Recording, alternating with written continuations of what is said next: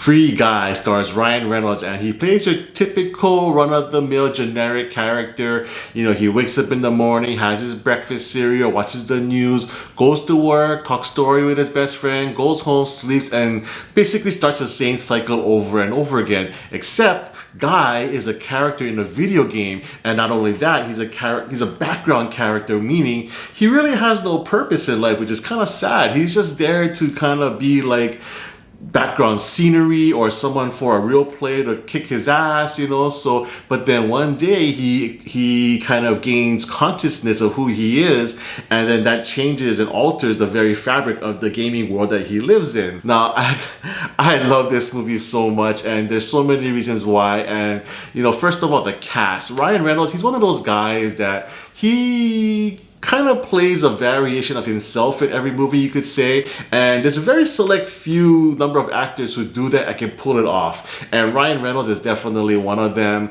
But it's great that, you know, while he's this generic background character, he can still make it not boring. You know, he has charisma to him, he has charm, and then when he turns it on into player mode and becomes a hero of the film, he pulls off the action scenes being the leading guy. So, you know, it's not that easy to pull those kind of traits off, and Ryan Reynolds does it really, really well. And this movie is just a great fit for him. It's a great mesh. He fits this character perfectly, and the end result is an overall great performance from him. The female lead is played by Jodie Comer. I'm not familiar with her at all. This is the first time I believe I've seen her in anything, but she had the task of playing two different characters. One, in the real world, she's this kind of mousy, nerdy computer programmer, and then in the video game world, she's this sexy British kind of spy chick, and she did both characters really, really well. In the as a computer programmer, she was kind of, you know, very convincing as a nerdy girl,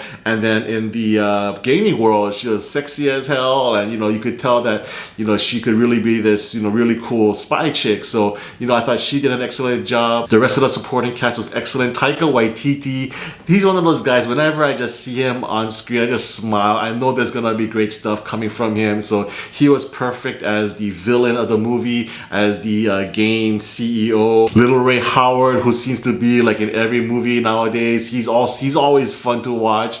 Joe Keeney from Stranger Things, he had a lot larger role than what I was expecting, and he did a fantastic job as well. So I think there's a great potential for him to make that transition from small screen, if you will, with the streaming Netflix Stranger Things, now to the big screen in movies. And then this is one guy that I always like to see. What the hell is his name? Utkarsh Ambudkar, I think is his name. I have a hard time pronouncing his name, but this guy is great. He's always that kind of smart alecky kind of guy, the supporting guy, pitch perfect. Brittany runs a marathon, and he plays a coder in this game, and he's always fun. So yeah, the cast overall is excellent. They all performed really, really well. The movie itself, the video game world, the movie just looks fantastic. It's very vibrant, a lot of colors as you expect a video game movie would look like. And you know, I'm not a gamer myself. I haven't played a video game like in 10-15 years probably, but you know, so I'm not sure what the video game world looks like nowadays, but what I saw on screen was exactly what I would perceive a video game nowadays to look like,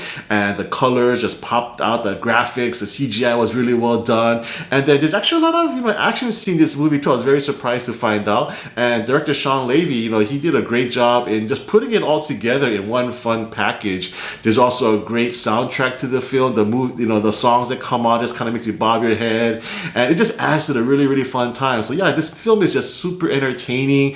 I love the storyline, I love the concept, and you know, the script, you can't really quite call it original per se, because it is derivative of like Truman Show, the Lego Movie, Ready Player One. It has aspects from all of these films and puts it all together, but the way they package it in Free Guy, it does make it seem somewhat unique, and it just kind of it basically takes the best parts from all of those movies and is able to kind of give it a fresh paint job, if you will. And the final package is, you know, really fun to watch, and it's just refreshing, and it's a